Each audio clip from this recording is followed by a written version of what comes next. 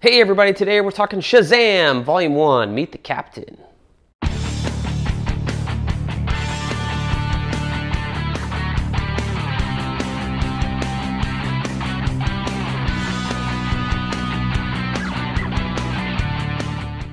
Hey everybody, welcome back to BK's Bullets. As always, I'm your host, Brent, and today we're doing an overview of Mark Waid and Dan Mora's Shazam, Volume 1, Meet the Captain.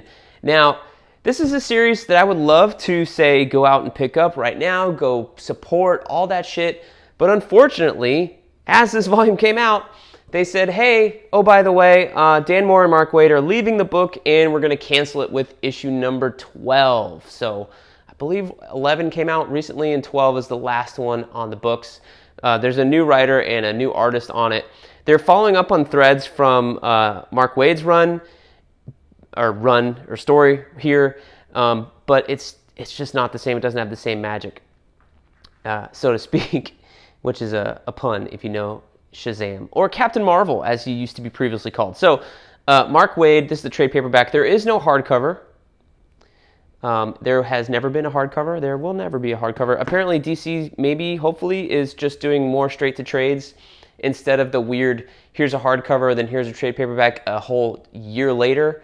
Like, I would personally, I would like to see them just skip the hardcovers and just do trades, honestly. And if you've got a 12-issue series like The Human Target, like just give me one big hardcover or one big trade, I'd be fine with that rather than two different hardcovers. But that's a different video. So, Shazam. We have to call him Shazam now, at least in terms of publishing, because Captain Marvel is owned by Marvel Comics and has been for some time. So that's why you have like the Trials of Shazam years ago, where Judd Winick actually changed the name of the character from Captain Marvel to Shazam with Billy Batson. And then you had Shazam with the New 52 with Jeff Johns and Gary Frank. And then Shazam and the Seven Magic Lands was the last series that he had before this. Although I think that one was just, I don't know if that was called Shazam and the Seven Magic Lands, but it was like, it's 12 issues, and then they canceled it and said, we're not going to do anything else after that. And then there was a gap here before Mark Waid said, hey, or maybe someone came to Mark Waid and said, hey, can you do a Shazam book for us? So this is that. We got Dan Mora, who at the same time he was doing this, was doing, or it still is doing, Batman, Superman, World's Finest. And I believe he left this book, Dan and Mark Waid left this book to go do the Absolute Power event that's coming out this summer. So, yeah. Anyway, if you like the World's Finest style that Dan Mora has, I think you're going to like this too. He starts out a little bit more like cartoony. It's a little bit more expressive, I think, than the straight up. Maybe the colorist is different, so he's being inked a little bit differently. But yeah, it's just a more youthful and fun style that he's using here in the Shazam book, as opposed to the really sharp grit, hard edges that you're getting in the World's Finest book. So, but yeah.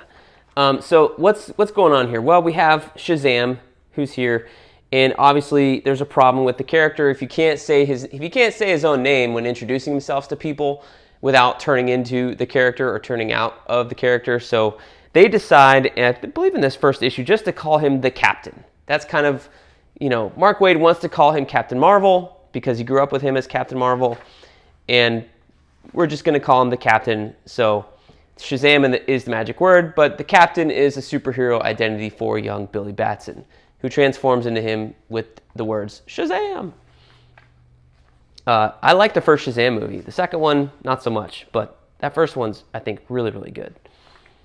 So anyway, you have Billy in his new kind of thing that was set up with Jeff Johns, where he's got the adopted family. You have Darla here, Mary Marvel, Captain Marvel Jr. also lives with them, although I don't know what everybody else is called.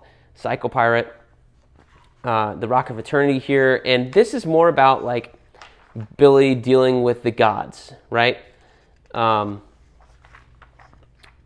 all the gods here that make up the name of Shazam, S-H-A-Z-A-M, right? They all contribute one power to this power set that Captain Marvel or the Captain has. and they're all like taking turns with each issue controlling him.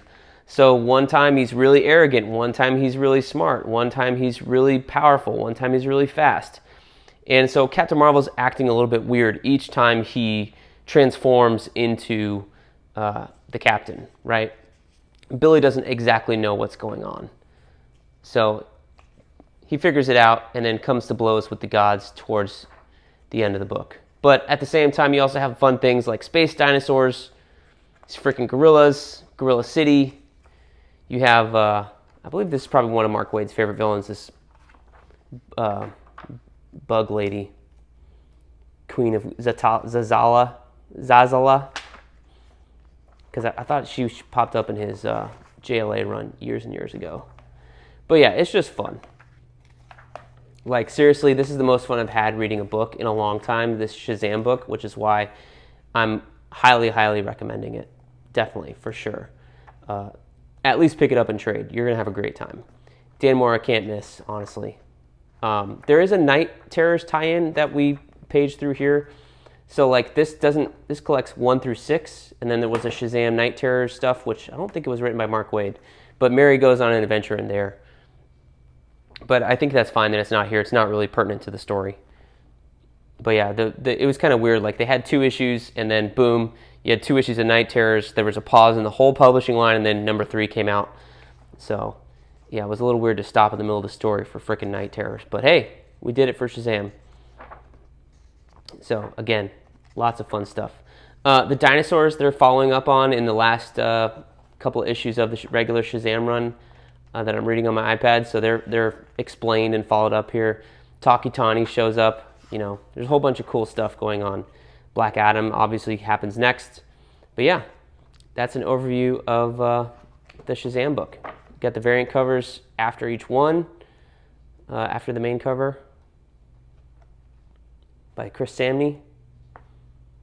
So that's about it. Short and sweet. There you have it. Shazam, Volume 1, Meet the Captain. Let me know what you guys thought of this book down below in the comments, and we'll see you guys next time in the Funny Pages.